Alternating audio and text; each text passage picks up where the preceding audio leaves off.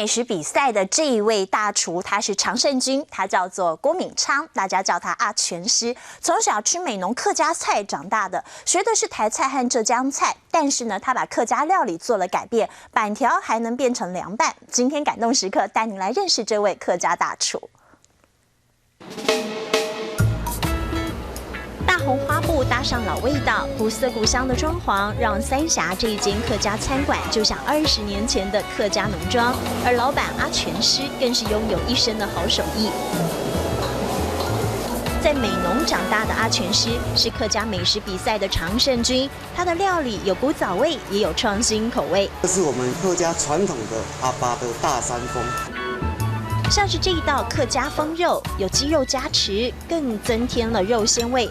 冬瓜跟高丽菜也是工程，不但能够吸油解腻，还能够让肉质更甘甜。散发出来跟油的结合，它成为一个不油不腻的这一种的口感。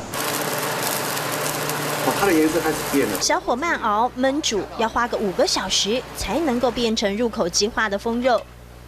为了学会这道美味，他可是走了好几趟美浓。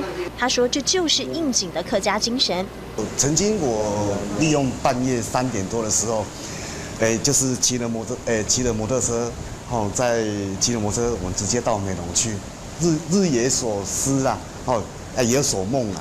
那理所当然我就去把它慢慢的去挖掘。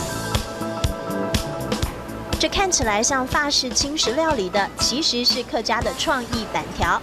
阿全师把板条变成了凉拌新吃法，拌上客家橘子酱，让板条有新面貌。搭上蔬菜水果，热量低又养生。客家美食它不只是传统，现在目前不讲求油腻，也不讲求我们的太过于咸，都是讲求于健康。板条 Q 弹多层次，当客家遇到了法式口味，一样挑动老饕的味蕾。而不断研发新菜色的阿全师，连客家年糕都能够摇身变成3种美味的甜点。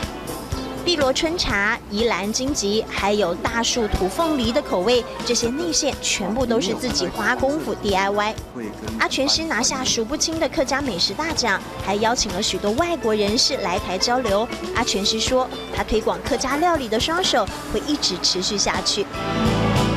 橘黄包裹着嫩白，板条的微酸惊艳味蕾，5小时的等待，冬瓜青菜清爽的风肉。客家厨师融合东西，在花布环绕的小店里献上感动时刻。